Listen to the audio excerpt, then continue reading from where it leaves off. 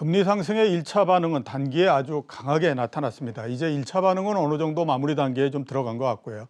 앞으로 2차 반응이 나오지 않을까라는 생각이 드는데 2차 반응은 금리 상승에 따라서 자금이 어떻게 움직이느냐 하는 부분이 결정이 될 겁니다. 그러면 이 모양 자체는 표시가 나지는 않지만 굉장히 장기간에 걸쳐서 이루어진 가능성이 있다. 이렇게 정리해 볼 수 있을 것 같은데요. 향후 금리 전망에 대해서 알아보도록 하겠습니다. 문홍철 DB 금융투자 채권팀장 나오셨습니다. 안녕하십니까? 예, 안녕하세요. 예. 다시 미국의 10년물 국채 금리가 조금 올라서 1.6%를 좀 넘었습니다. 이제는 1.6%에 안착하고 있는 것 같다라는 생각이 좀 드는데요. 그렇죠. 미국의 국채 금리 전망을 어떻게 하고 계십니까? 예. 일단 최근에 이제 미국 채금리가 많이 올랐던 이유가 미국의 부양책이 상당히 크게 나오면서 이에 따른 적자 국채 발행이 늘어날 것이다라는 물량 우려. 거기에다가 원자재 가격을 위시해서 인플레이션에 대한 걱정들이 최근에 많이 솟아올랐고요. 이런 두 가지 요인들이 기본적으로 깔려 있는 와중에 연초부터 연준의 스탠스가 작년과는 좀 다르게 좀 매파적으로 전환했던 그런 요소들이 최근에 많이 작용을 이제 했습니다. 그러다 보니까 이제 미국채 금리의 변동성이 2월, 3월 들어서면서부터 좀 커졌고요. 최근에 채권 시장에서는 이번 부양책 이후에 또 인프라 투자도 한다고 하고 리플레이션에 대한 우려도 적어도 한 5월, 6월 정도가 기저효과가 최소한 있기 때문에 상승 압력이 꽤 누적이 되고 있고요. 이에 따라서 채권 시장에서도 금리가 좀 더 오르지 않겠냐 이렇게 생각을 많이 하고 있고 저희도 최소한 뭐 1.75 정도까지 그리고 이제 미국 시장에서는 2%도 보지 않겠냐 하는 의견들이 많이 있어서 당분간은 좀 상승 압력이 계속된다라고 보시는 게 좀 더 안전할 것 같습니다. 당분간 상승 압력이 계속된다.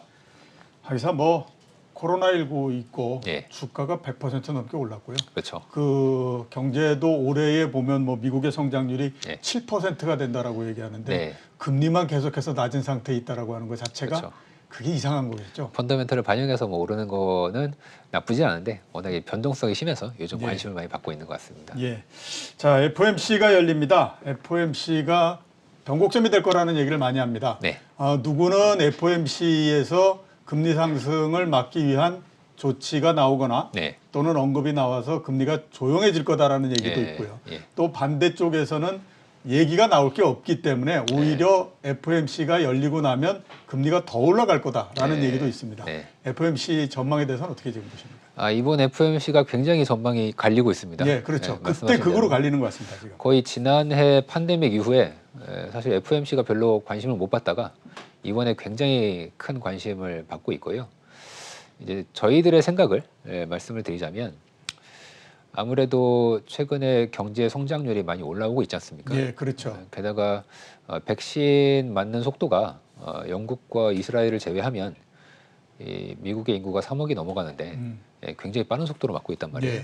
그렇다면 다른 뭐 유럽이나 아시아 국가 대비해서는 성장의 모멘텀이 굉장히 강력하게 나타날 수 있고 여기에 부양책까지 또 하고 뭐 인프라 투자까지 한다고 하면 이런 상황에서 현재 월 1,200억 달러의 자산 매입 그리고 초저금리의 아주 장기간의 유지라는 게 과연 지속 가능한가에 대한 시장의 의심은 계속 이제 있고요. 뭐 이번에 이제 3개월마다 한 번씩 점도표가 발표가 되고 경제 성장률과 인플레이션에 대한 전망도 발표가 되는데 뭐 분명히 성장률과 인플레 전망치는 이제 올라갈 거예요. 근데 이걸 올리고서 여기다가 뭐 금리를 계속 예전의 점도표를 유지한다는 거는 약간 논리적으로 모순이 좀 있거든요. 그렇죠. 그런 면에서 이 점도표가 조금 이제 올라갈 수 있는 그리고 연준의 통화 정책에 대한 발언도 약간 긴축적인 흐름이 나올 수 있다고 저희들도 보고는 있는데 문제는 긴축이니까 뭐 안 좋다 이게 아니라 이미 시장은 그거를 선반영해서 이미 금리도 많이 올라와 있고요. 주식도 이제 기술주들이 많이 조정을 받았는데 그렇게 매를 맞을까 하고서 이제 준비를 막 하고 있는데 막상 때린 매가 그렇게 뭐 세지 않다면 오히려 시장에는 좀 좋은 반응이 나올 수도 있고요.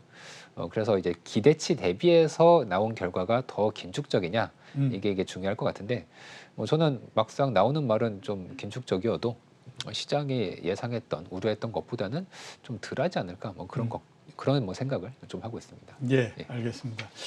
이번 FOMC에서 말씀하셨던 것처럼 점도표도 굉장히 중요하고 네. 또 하나 굉장히들 아무튼 그 특히 채권을 하시는 분들이 네. 관심을 가지고 있는 게 뭐냐면 보완적 레버리지 비율이라고 얘기를 합니다. 네. 용어도 굉장히 생소하고 그렇죠. 무슨 얘기인지도 잘 모르겠는데 아무튼 굉장히 중요하다고 얘기를 하거든요. 네. 보완적 레버리지 비율이라는 것이 뭐고 예. 이게 어떤 형태로서 지금 그 작동을 할 거라고 지금 보십니까? 요즘은 주식하시는 분들이 채권을 더 잘하셔가지고 그렇습니까? 채권 하시는 분들보다 제가 질문을 이제 받으면 쫑쫑 깜짝 놀랍니다. 예. 주식하시는 분들이 채권을 굉장히 잘 알고 이 SLR에 대한 질문들을 또 많이들 이제 하세요. 이제 레버리지 비율의 기본 산정 방식은 분모에는 총 자산이 들어가고요. 분자에는 은행의 자본이 들어갑니다. 예. 이 숫자가 높으면 높을수록 자본이 높은 거기 때문에 더 안전한 은행이라고 할 수 있겠죠. 그렇죠. 금융위기 이후에 은행들이 손실이 많이 나서 그때 오바마 정부 때는 자본을 더 많이 쌓아라. 즉 분자에 있는 자본을 더 쌓든지 자본을 못 쌓으면 자산을 못 늘린다. 뭐 이런 식으로 규제가 강하게 됐고요. 이제 여기에 그 보완적이라는 의미가 더 들어간 이유는 대형 은행들은 더 조심해야 되지 않습니까? 그래서 대형 은행들은 이 비율을 좀 더 다른 애들보다 더 높게 유지를 해라. 그런 의미로 쓰이고 있습니다. 그런데 이 규제가 원래 있다가 지난해 4월에 한시적으로 그 분모에 들어가는 이 총자산에서 미국채와 지준을 빼줬어요. 그러면은 분모가 작아지니까 전체 숫자가 커지면서 은행이 그렇죠. 이제 건전해지는 것처럼 보이지 않습니까? 왜 그렇게 했냐면 이제 겉으로 보면은 은행 좋으려고 그랬냐라기보다는 정부가 채권 발행을 엄청 늘려야 되고 그걸 또 은행에 사줘야 되고 그 은행에 산 채권을 또 중앙은행에 사주고요. 그 반대급부로서 지준을 현금을 이제 주게 되거든요. 그러니까 이런 은행이 주는 현금이나 미국채를 계속 요 레버리지 비율에 넣어버리면 이 정부의 채권 발행과 그렇죠. 연준의 자산 매입이 매끄럽지 않다. 그래서 일시적으로 완화시켜줘라. 완화시켜줬고요. 그 일몰 시기가 바로 이번 달 31일입니다. 그럼 만약에 다시 규제가 환원이 된다면 은행 입장에서는 자본을 늘리든지 어렵죠. 자본을 그렇죠. 단기적으로 어떻게 늘립니까? 단기적으로 어떻게 늘리겠습니까? 그러면 어쩔 수 없이 자산을 줄여야 되거든요. 근데 그 가지고 있는 자산이라는 건 결국 미국채, 뭐 지준, 대출 뭐 이런 거란 말이에요. 이걸 줄여야 되는데 그럼 그 중에 줄이기가 제일 쉬운 게 뭐냐면은 보통 미국채입니다. 미국채는 그냥 쉽게 팔면 되고요. 이 지준은 쉽게 줄이기가 어려워요. 이 현금인데 뭐 은행이라는 게 현금을 내가 받고 싫다고 해서 못 받는 게 아니지 않습니까? 그렇죠. 이제 그런 면에서 아마 상당한 규모의 이 추정치로는 최소 2천억 달러, 많게는 뭐 6에서 7천억 달러까지도 미국채를 팔면서 금리가 크게 급등할 것이다. 이런 이제 우려들이 있고요.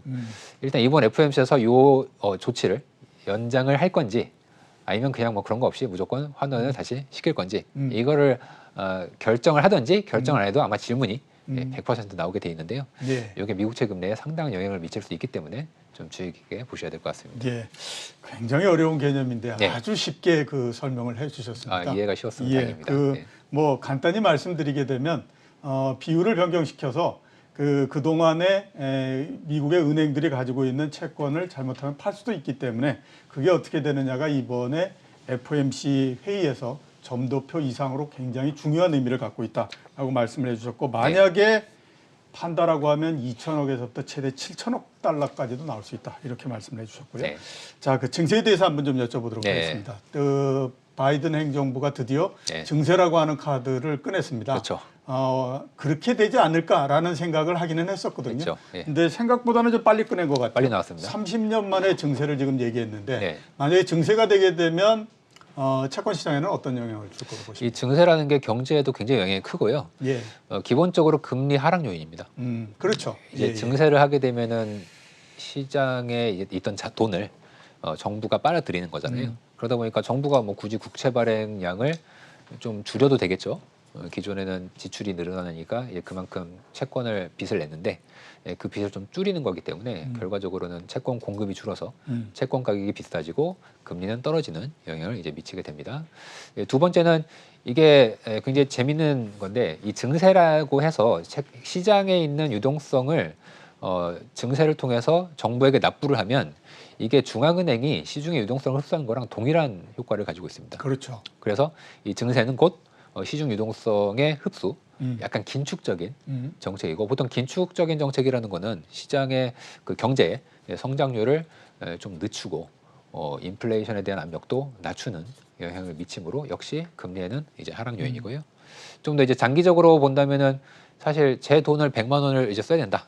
그러면은 저는 절대 돈 안 되는 데 안 쓰겠죠. 그렇죠. 예, 예. 돈 되는 뭐 기술에 투자를 한다던가 아주 위대한 기업에 투자를 할 텐데, 이 돈을 뺏어 가지고 정부가 가져가면 예.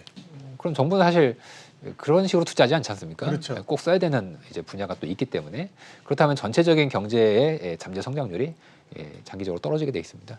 그런 면에서 금리에 역시 또 이제 하방 요인으로 작용을 하기 때문에 이제 지금 당장 증세를 하려면은 뭐 법도 바꿔야 되고 시간도 많이 걸리기 때문에 지금 당장은 금리 상승 요인이 압도적이지만 시간이 지날수록 약간 금리도 하방 요인이 있지 않겠나, 예. 그렇게 봅니다. 글쎄 증세가 주식 시장하고 그다음에 또 채권 시장 금리에 예. 조금 다른 영향을 주네요. 맞습니다. 금리는 떨어뜨리는 떨어뜨리는 요인이 되는데 요인이죠. 증세를 하게 되면 지금까지 법인세를 굉장히 낮춰놨기 때문에 예. 어차피 법인세를 굉장히 많이 올려야 되는데 예. 법인세를 올리게 되면 기업의 이익이 확 줄어들어 버리기 때문에 그렇죠. 또 그 부분은 주식 시장에 타격을 줄 것 같고 맞습니다. 이런 형태인 것 같습니다.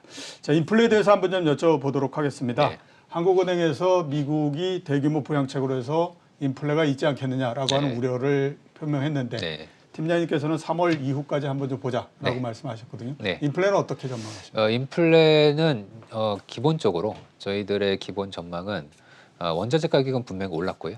원자재 같은 경우에는 약간 투자에 대한 오랜 동안 투자가 좀 이루어지지 않은 면이 좀 있고, 원유 같은 경우에는 사우디가 혼자서 이제 독박 쓰면서 엄청난 규모의 감산을 계속 하고 있는 면이 작용을 하고 있습니다.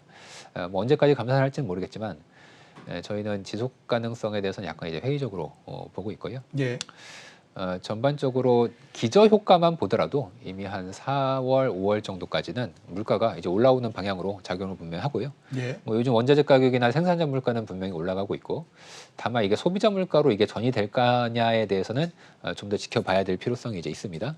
다만 저희들은 일부 전이가 되더라도 그게 요즘 통화 정책 하시는 분들이 얘기하는 지속적인 물가 상승으로 나타나기에는 다소 이제 한계가 있다고 보는 입장이기 때문에 예. 그런 면에서 한 2분기까지는 상승 압력이 꾸준히 되다가 한 3, 4분기에는 다시 꺾이는 흐름이 되지 않겠나, 그렇게 좀 보고 있습니다. 예, 알겠습니다.